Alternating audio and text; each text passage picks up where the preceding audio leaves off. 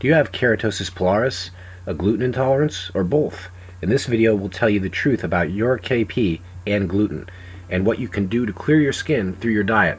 So let's get started. A common question that we see from lots of people who have keratosis pilaris is, can eating certain foods trigger my KP, cause an outbreak, or make my KP worse? The answer is both yes and no. While it's not yet proven that eliminating certain foods from your diet will reduce your keratosis pilaris outbreaks or lessen your KP symptoms, there are some people who swear that this is the case because it worked for them as individuals. The reasons for this are normally if someone has an undiagnosed food allergy or food sensitivity, or if the person has celiac disease. People who have both keratosis pilaris as well as celiac disease may indeed have their KP get worse by eating foods that contain gluten, mainly wheat-based foods. If you are diagnosed with celiac disease, then you will most likely be instructed by your doctor to go on a gluten-free diet permanently.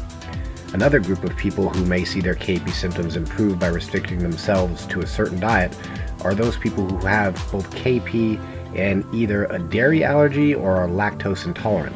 When someone has both of these conditions, consuming milk or other dairy products may actually trigger outbreaks or make their keratosis pilaris become more frequent and or worse. However, if you don't have either of the above two conditions, then your KP symptoms and outbreaks may or may not improve just by avoiding these food groups. Just be sure to check with your doctor and be sure if you have either of these conditions before starting any type of specialized diet to treat your keratosis pilaris. Keratosis pilaris is often confused with or misdiagnosed as celiac disease. Although they both share some of the same symptoms, they're both commonly thought to have different causes. While celiac disease is inherited from your genetics, the jury's still out on exactly what causes keratosis pilaris. One main difference between the two is that celiac disease affects the entire body, and especially the digestive system, not just the surface of the skin. All gluten intolerance, whether it's from celiac disease or not, is primarily caused by wheat, barley, and rye. Besides the two, there are many other disorders and conditions of gluten intolerance that are neither KP or celiac disease. In fact, it's still a mystery just exactly what some of these conditions really are. Pimples and bumps on the arms or other parts of the body caused by celiac disease are classed as keratosis pilaris, a deficiency of both vitamin A and essential fatty acids. Some of the most common symptoms of gluten intolerance are migraines, fatigue, stomach discomfort, heightened anxiety, and women may experience more painful periods and other menstrual symptoms. Also, inflammation in the joints is quite common. If you're suffering from the above symptoms and have keratosis pilaris, like bumps on your arms and the rest of your body, you may have some type of gluten intolerance. The latest research showed that in the US alone, approximately 18 million people have a gluten intolerance. So the long story short is, you're way more likely to have gluten sensitivity rather than celiac disease. Plus, there are so many different types of gluten sensitivity disorders, which also ups the odds of you having one if gluten is giving you bumps and or rashes. And you can pretty much be sure that you have some type of gluten sensitivity when your bumps and other irritations go away when you cut all the gluten out of your diet completely, and especially if they return once you start eating gluten-based foods again.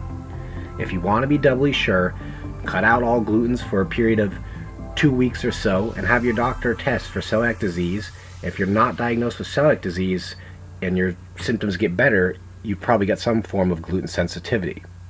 Some people wonder, is keratosis pilaris an autoimmune disease? For those of you dealing with bumps and rashes, you might have keratosis pilaris, gluten sensitivity, or an autoimmune disease. In fact, it's estimated that around 50 million people either have or at one time had autoimmune diseases in the US alone. It's thought that about 25% of those cases were caused by genetics and inherited conditions, while the remaining 75% were more than likely caused by environmental factors. So what's the deal with the autoimmune disease? Basically, an autoimmune disease arises when your body's defenses against disease, the immune system, confuses its own healthy cells with foreign, possibly threatening cells. Then your own immune system starts to attack its own healthy cells. It's currently estimated that there are 80 different types of autoimmune diseases, and the list is growing. Currently, it's believed that upwards of 15% of people living in the US are gluten intolerant, whether they're aware of it or not. Gluten intolerance is said to affect about 1 in 100 people worldwide. When undiagnosed and left untreated, celiac disease could cause an autoimmune disease like osteoporosis or other autoimmune diseases, or even thyroid disease. Now, we get asked a lot, is coconut oil good for keratosis pilaris? Yes, and in more ways than one. Not only can coconut oil be very beneficial to people with KP when added topically, it actually helps with your keratosis pilaris and celiac disease when included regularly in your diet.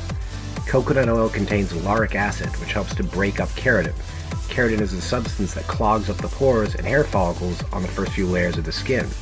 And it gets better. Coconut oil is not only antibacterial, it's also anti-inflammatory as well. You can apply it directly to the affected areas of the body a few times a day and watch for improvement after the first 3 to 5 days. If you're really serious about clearing your KP once and for all, download the KP Guide. It's absolutely free and it's helped thousands of people, including myself, to cure themselves of KP for good. And that's right, I said cure. Not just treat or help their KP, but cure it. Download the guide now. You'll be happy you did.